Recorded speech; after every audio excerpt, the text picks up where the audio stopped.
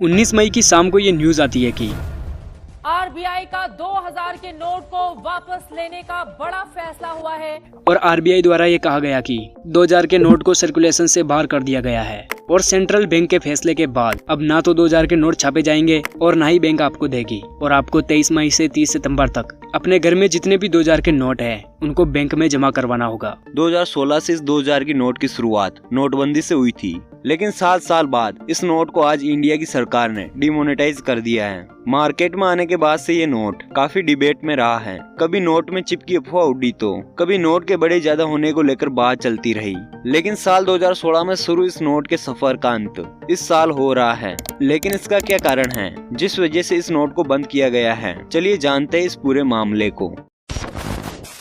नोटबंदी का इतिहास। देखो, अगर नोटबंदी के इतिहास को समझा जाए तो इसका इतिहास बहुत ही पुराना है। जब आरबीआई ने जनवरी 1938 में पहली पेपर करेंसी छापी थी जो 5 रुपए का एक नोट था, और इसी साल 10 रुपए के नोट और 100 रुपए, 1000 रुपए और 10,000 के नोट भी छापे गए थे। लेकिन आजादी से पहले भारत के वायसराय और गवर्नर जनरल सर आर्चिबल्ड वेवल ने 12 जनवरी 1946 को हाई करेंसी वाले बैंक के नोटों को डिमोनेटाइज करने का प्रस्ताव दिया और इसके बाद 1000 और 10,000 के नोट को बंद कर दिया गया। लेकिन इसके कुछ ही साल बाद यानी 1954 में फिर से 1000, 5000 और 10,000 के नोटों की छपाई हुई और भारत में ये नोट 1954 से 1978 तक चलते रहे। लेकिन 1978 में मोरारजी देसाई की सरकार ने 5000 और 10,000 के नोटों का सर्कुलेशन रोक दिया। इसके बाद 8 नवंबर 2016 की रात 8 बजे भारत में नोटबंदी की घोषणा हुई, जिसके बारे में खुद प्राइम मिनिस्टर ने बताया था। उन्होंने 8 नवंबर की रात 8 बजे ये कहा था कि आज रात 8 बजे के बाद भारत में चल रहे 500 और 1000 के नोट अब नहीं चलेंगे। उस समय 500 और 1000 के नोट बंद कर दिए गए और 2000 का नोट जारी किया गया था। लेकिन अब 19 मई 2023 को फिर से अचानक 2000 का नोट बंद करने का ऐलान कर दिया गया है और 30 सितंबर के बाद ये नोट पूरी तरीके से बंद हो जाएंगे। ऐसा क्या कारण रहा होगा कि 2000 के नोट को बंद करना पड़ा? आरबीआई की रिपोर्ट से ये पता चला है कि ज्यादातर लोगों के पास 2000 रुपए के नोट उतने नहीं हैं जितने 100, 200 और 500 रुपए के नोट हैं। अगर आपके पास 2000 रुपए का नोट है तो आप भी इसे 30 सितंबर के पहले बदला सकते हैं, क्योंकि इसके बाद ये किसी काम का नहीं रहेगा। प्रधानमंत्री नरेंद्र मोदी ने नवंबर 2016 में 500 और 1000 के नोट को बंद किया था, तभी मार्केट में 2000 का नोट आया था। इसके साथ ही 500 और 1000 के नोट बंद होने के बाद उसकी जगह नए पैटर्न में 500 का नया नोट और 2000 का नोट जारी किया गया था। लेकिन आरबीआई ने साल 2018 से 19 तक 2000 के नोटों की छपाई बंद कर दी थी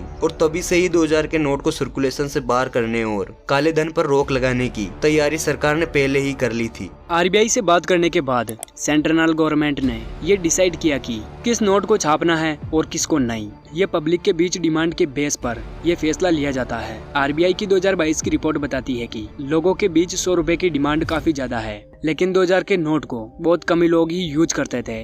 इसका मतलब ये है कि लोग अपनी जेब में 2000 के नोट के बजाय छोटे नोट ही रखते थे, क्योंकि 100 और 200 रुपए की लेन देन आसानी से हो जाती थी। वहीं 2000 का नोट हो तो फिर उसके छुट्टे मिलने बहुत मुश्किल होते थे। रिपोर्ट से ये भी पता चला कि इस साल मार्च के आखिर तक 2000 रुपए के सिर्फ 214 करोड़ नोट ही मौजूद थे। इसका मतलब कि 4,20,000 करोड़ के 2000 के नोट थे, जो सिर्फ 1.6% थे।